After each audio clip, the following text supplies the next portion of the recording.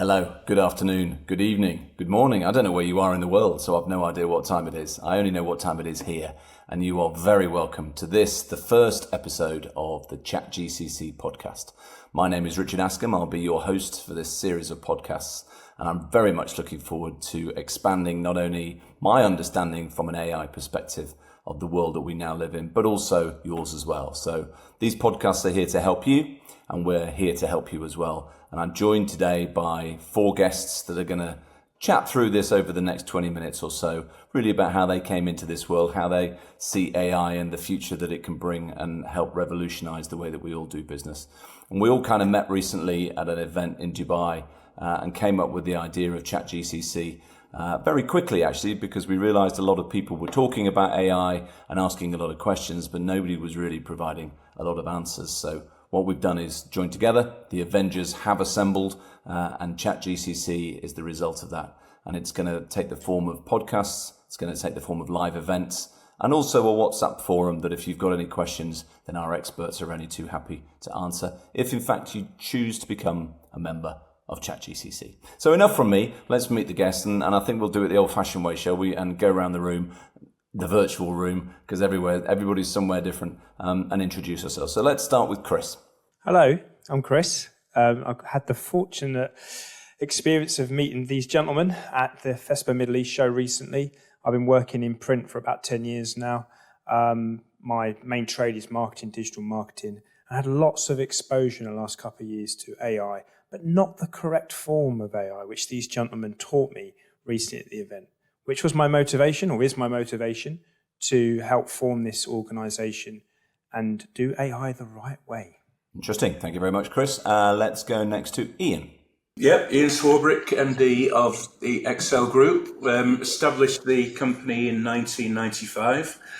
That's many years ago, which it is. We initially got involved in the recruitment, talent acquisition within the printing sector in the UK, and then got involved in training, started working with Xerox 2003, 2004, and that ended up working over in the GCC, predominantly in Dubai, and working in the Middle East and Africa region for Xerox for many years, working with them and their regional partners to work with their sales teams, develop volume for their clients, and drive annuity for them as well.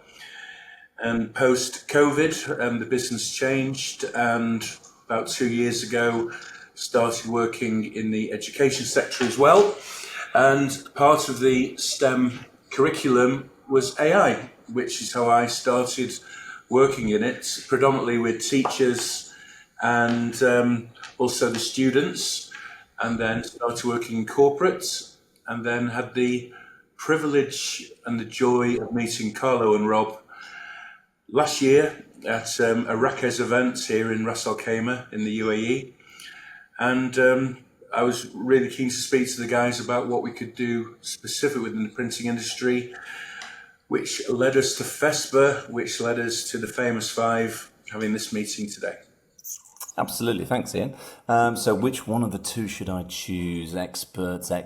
Oh, I don't know, because whichever one I choose first, they'll think they're more important. And then the other one, anyway, let's go for it. Carlo. Let's go alphabetical. Carlo. Alphabetical order. Hey everyone, my name's Carlo Pepe. I'm an AI business consultant at a company called Koshima based here in the UAE. I've had 25 years in new technologies, starting off advising companies on how to get access to the internet back in 99. So new technologies has been something that I've just grown up with, really, helping businesses identify how new tech can be of value to them.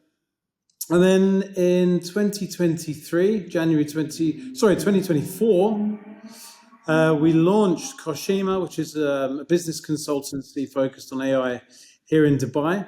And we predominantly do 2 things. One is identify where in the business AI can be used to help the organization through processes. And then we provide training and enablement to the employees so they can really supercharge themselves and become superheroes in their roles. And And that's the passion. The passion is understanding how to help businesses. That's the perfect point to stop, just as he loses his voice. So, Yeah, exactly. Rob, he never shuts up that quickly, so take advantage of it and take your moment, sir. Go while the iron's hot. So Rob Hayes, the other half of the co-founding of Koshima. Background kind of very similar to Carlo's, always been in new and emerging technology. And for me, the big piece that really gets me excited around it is making it real and making it practical. So it's great. We've all these different emerging technologies come out. AI is the latest one in vogue at the moment. And it's how do we make it real? How can you actually do something with it? And that's what my career has been based on, really. And that's what's led me from one role to the next. When Carlo and I we've been friends for a long time, but when we were chatting over a couple of beverages one night a couple of years ago around AI and what was coming, we kind of started forming this idea around actually it's going to be big, and there's going to be a big gap for people understanding how it's going to help them transform at whether it's at an individual level or at a corporate level, and that's really what we founded Koshima for. Really, that's what ChatGCC is there to try and help to fill in the versions, as I said at the top of the show, really in terms of podcasts. Listen to guests from not just the GCC, but around the world, broadcasting into the GCC to help businesses in the area. The forum, which is really peer-to-peer support for members who join, become members of ChatGCC. And then, of course, the live events where we really drill down into this with deep dive and immersive workshops. The first of which we did in January at the FESPA Middle East show in Dubai, which was so popular. I don't think there was a seat left in the room. I think it firmed up in all of our minds that there is a definite need for information. Most industries, this is not new in technology. Most industries develop very quickly and often beyond the consumer, leaving them with a desire to do something but no understanding of how. And I think that's the basis and the bedrock of what ChatGCC is here to provide to members. How would you describe it, guys? And feel free to jump in, really, as you see it as a lay perspective. When you see a news headline that says the future is AI and then it tells you nothing else, where do you start that conversation? Who wants to take that? I would say that the now is AI. Honestly, it's the now. And artificial intelligence has been around. It was first coined as a phrase actually in 1956. Earlier in 1953, the concept of artificial intelligence was first thought of by actually a super famous guy, Alan Turing, who was part of the code breakers for the Allied forces in World War II. So it's been around a long time. It was first put into business by General Motors in the 60s, replacing and making more efficient their production lines. So it's the now. Generative AI has been around since 2018. It's been accessible to us as individuals since 2022. And that really put it on the map. But it's not the future. Well, it is the future, but it's actually the now as well, right? It feels like the future for the layperson, though, doesn't it? And by that I mean, and I include myself in that, by the way. Your average man in the street business has been running their own businesses for years and always looking for an advantage, always looking for an edge. And technology has come along in all of our lifetimes. The internet was the biggest change in anybody's lifetime. Rob, I think AI is, as Carlo said, it's not new, but it's new to a lot of people. So how do you help them to understand that it's not the big scary monster that the media tends to portray it as? Always makes me laugh that the letters A and I are in media, but they haven't spotted it yet. So how do we go about helping people just understand, like any new tool in the toolkit, that this can help their business? Yeah, it's about making it real for them. So making it tangible for them, making it contextual for them.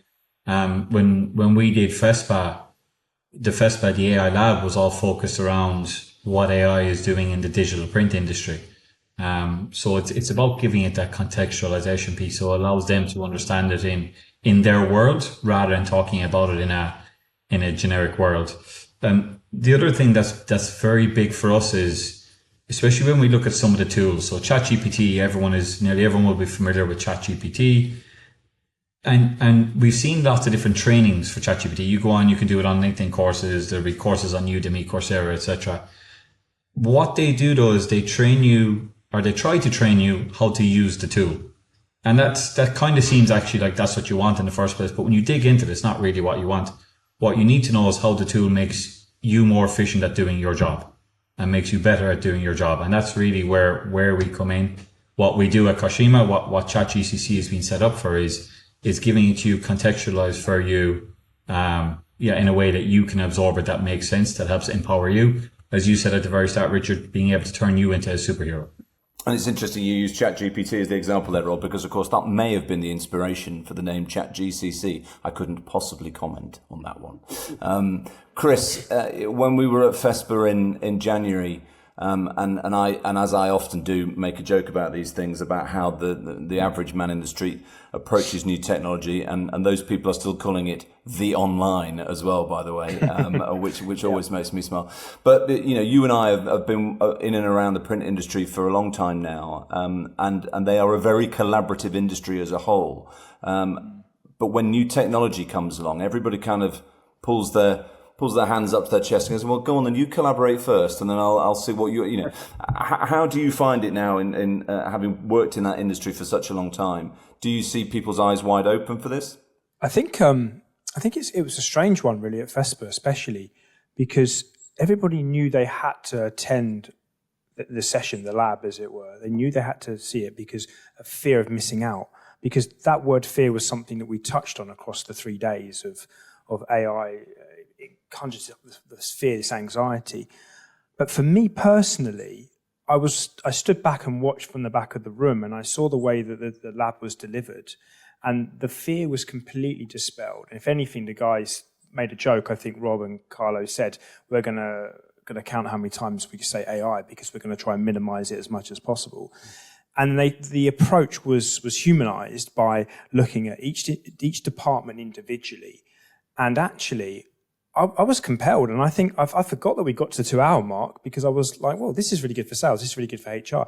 And what the guys did was, not only did they dispel the fear, but they brought like real life use cases to the event. And actually, Richard, we saw far beyond the world of print. We actually saw how it could be used in any business for anyone at any time.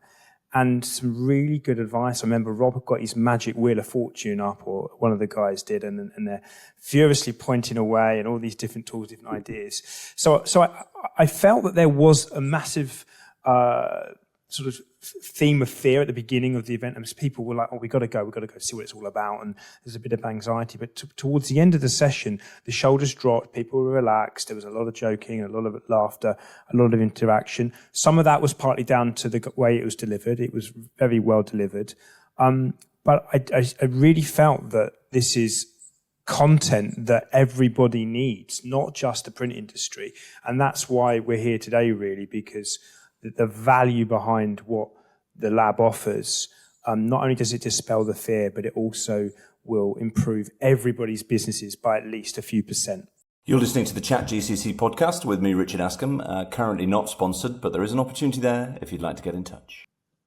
Ian, one of the things that I know you know from your experience in the print world is that a print business isn't just about printers. Like any vertical, it's got HR, it's got finance, it's got recruitment, it's got every facet that any business has. So how do you see AI benefiting a print business, not just the business of print?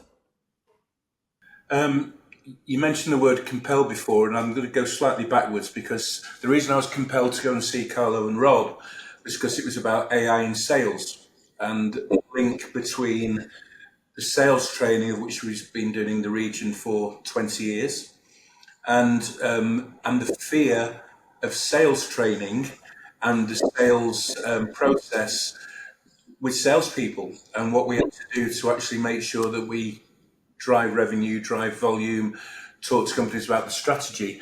And that's where I was compelled to actually speak to the guys because of that. But, we're speaking to so many other companies. We're speaking to a very large vendor at the moment, Carlo, Rob, himself, and it is that, it's it's HR. We get involved in it within L&D. The education sector is huge in terms of AI enablement and transformation for teachers, understanding AI so they're not scared of AI, thinking it's going to take over the jobs. So, of course, it's every single function. It's predictive manufacturing, operations. Every facet of your business will be affected by AI, and you need to understand how AI can benefit your business. And I'll go back to a strapline we used quite a few years ago. It's the strength of your business is built on the strength of your people.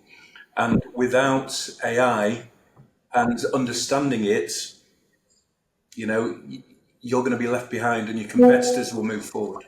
Carlo, we hear a lot, don't we, about the aggregation of marginal gains. It's typically always applied to sport, but it's most applicable, I think, in all businesses. And of course, AI is one of those ways that you can even discover and analyze the gains that could be made from the very use of it. So I think we've started, as we often do with new technology, with a product. That product is ChatGPT, and everybody now thinks that that's what AI is. But give us a little bit more without giving the game away, because obviously we want people to come and hear you at our live events. So don't give away the secret sauce. But give us a little bit of a hint about where you see those marginal gains in most businesses coming from. I mean, without overdoing it, kind of everywhere, right? If you take any single department within an organization, so take human resources. Ian mentioned human resources. It's usually one of the first places that organizations start in, right? So you will have all the various different tasks and activities of the different individuals in their jobs. You've then got the business processes. So you might have a talent acquisition manager, someone whose job it is to find new employees, new talent into the business. They might have to work with various different departments to put together a job specification. That might take days, could take weeks with sign-offs and stuff like that. With the right use of artificial intelligence, that process can take hours. Can actually take less than that. Then imagine you've posted your job spec out and you've got loads of applicants coming in. Quite often on LinkedIn here, when you look at the job sections of LinkedIn, you see 1,000, 2,000, 3,000 job applicants. Now, is someone really going to go through 3,000 CVs? Probably not. I mean, we started working with a lot of recruitment agencies to start off with when we first started the business. And these guys will have a KPI of, 25 people they need to put forward for interview. They go from the top of the pile down to the 25th that they've selected, and the rest don't get looked at. AI can speed through every single one of those CVs, can do that in a matter of minutes, can do that with no bias, can do that with absolute reasons for and against each applicant. So here we're just looking at one area, right, in HR. HR's got loads of different facets to it. You've got learning and development, you've got other different areas, right? And these are the tasks that the individual will do in their role. Then you might have business processes that they have to do. Now, if you're able, Chris mentioned everyone can get even a tiny percentage of efficiency gains, right? Or productivity gains. For me, it's very easy to take someone who's not using these tools and save an hour a day. Right? Just off the bat, I think you can save an hour a day. You start mastering these tools, you can save yourself 2 hours a day. That's 10 hours a week. That's more than a day a week extra in your pocket. Now, you do that across a team of 20 people, and then you've got 5 teams. I mean, these where the incremental gains has the big transformational effect. Yeah. And we haven't even looked at core business, right? We're just looking at the departments. And those gains then aren't marginal at all, are they? They're fundamental. Exactly. Look, one of my passions in life is Formula One. My father used to put me in front of Formula One when I was 4 years old, and so I've grown up with Formula One. Formula One is all about those tiny, tiny, tiny little gains making the big difference. Yeah. And I carry that through into work. So if we can make every last bit of work marginally better than the last, once you've gone through a few months, your night and day different from where you were before. And this is the same with artificial intelligence and the use of artificial intelligence in business. If every single person is able to get a gain, a department or a team can have a fairly big gain, then you're just taking a step. It's incredible. It really is incredible. And that's the perfect segue. Thank you for that when you mentioned night and day, because Rob has suddenly found the light switch in his apartment. You are not only listening and watching the ChatGCC podcast, but you're also watching the sunset live in Dubai, which we bring to you at no extra charge. Rob, just following on from Carlo, I think it's, and this is one of the reasons, of course, that we brought this group together, because already in 20 minutes, we've dispelled several myths, and the world that we live in exists on myths, doesn't it, and perception. And I think one of the things that I thoroughly enjoy about both of your approach, well, all three of you, Ian, as well, your approach to this, it's a common sense approach to how AI as a tool can improve your business in the same way that electricity did when that was invented. So, and now you've proven that you've got electricity and it works. What's your thoughts on that? Yeah, it's for everyone. Like there's no area that we have explored yet with a customer or a client where we haven't been able to identify use cases that fit their business. There's no area that when we're talking to individuals themselves, whether this be at a personal level or at a professional level, and they're coming to us saying, I've heard about ChatGPT, but I have no idea how it could help me. Within 5-10 minutes of even just having a conversation with them, it's very easy to come up with just some very simple ideas off the top. Carlo's point of kind of giving an hour back to everyone a day. Yeah, that's definitely very, very feasible, easy to do. It's that piece of, right, well, apart from just giving you back your time, what else can we do? Like, how else can AI help you? And for me, one of the other big things is it begins to make work, if we talk about it from a work context first, it begins to make work a lot more enjoyable. Like you can actually begin to do tasks that you enjoy doing versus the heavy administrative ones. You get to be more creative in what you want to do because you've freed up more time. You get to be more strategic in what you do with your day to day because again, you've freed up that time. So it's not a case of great, we've got 10 hours a week back, 2 hours a day. I can go home early. Unfortunately, we're not there yet. Maybe we get there, but it's more of at least I now actually get past all the boring stuff, let's call it, and get onto the stuff that I can enjoy doing about my work and the things I would like to do, but I never have time. Yeah, exactly. And that's it, isn't it? Time being, of course, the most precious of all commodities, which we can't change. Chris, just very quickly before we come to the end of this episode, tell us a little bit more about the live events. I know there's plans in April to bring the AI Lab and the ChatGCC live experience to venues across Dubai. Tell us a little bit what you can at the moment. I know some of it's under wraps, but just give us a flavour of what people can expect. Yeah, so obviously we saw the success of the AI Lab at FESPA Middle East, and we saw that the hall was packed out for nearly 2+ hours. So the demand's there, the requirement is there. So we've decided to bring it back to Dubai first and foremost. We're trying to get, I think, a few events off in a week or so.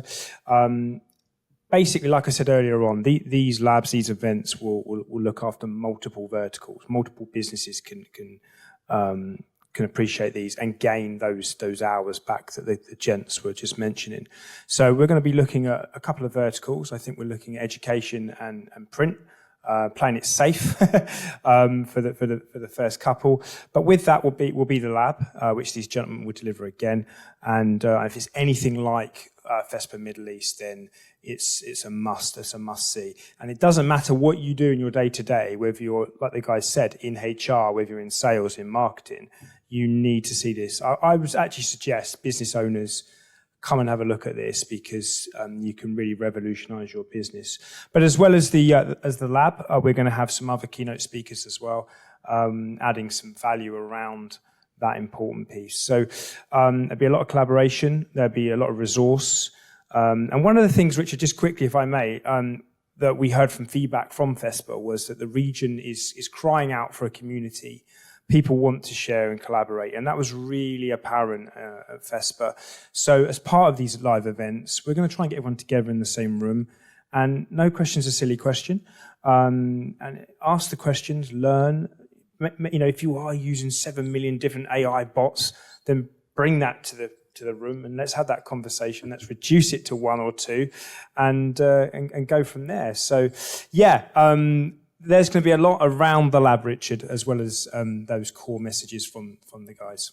And Ian, Chris just mentioned there about that. This is a regional opportunity. This is why we've called it ChatGCC. It's for all of the countries within the ChatGCC, which I know you know so well. So although we're starting in Dubai in April with these events, our intention is to move these events around the whole GCC. Obviously, the opportunities are the same for everybody in every location. But where are you looking forward to going to the most? For me, Saudi Arabia. Really looking forward to working in Dubai, Abu Dhabi, and also the investment that's being made in Ras Al Khaimah is absolutely huge. It's enormous. You've all probably heard of the Wynn Casino and the infrastructure that's being built, and Carlo and Rob will tell you exactly the excitement and business already starting to move here. So obviously home, but I just see the opportunities that we all know about in the kingdom. But Amman, I think we're going to run an event out of Chris's front room. Which one? But throughout the whole region, there was an announcement last week with the GCC about Egypt might be being invited in on the periphery. We had a conversation with Professor George on Monday morning, who we all met at FESPA, about running STEM education through STEM Punks in Cairo. So it's the whole region. It's North Africa and the Middle East that we should be looking at. Yeah, no, it's really exciting, gents, and I'm so pleased to be a part of this group. I think ChatGCC has got a long future ahead of it and a very important role to play in the education with a small e, because it's not school. We're not going to stop you from running in the corridors if you want to.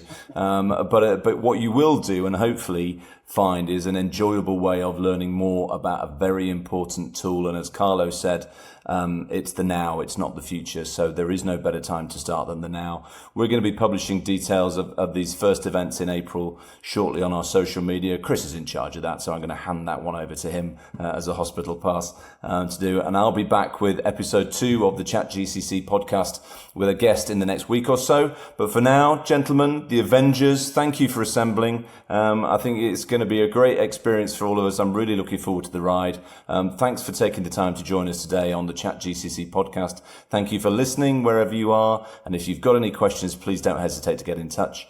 My name is Richard Askam, and I look forward to seeing you somewhere soon. Goodbye.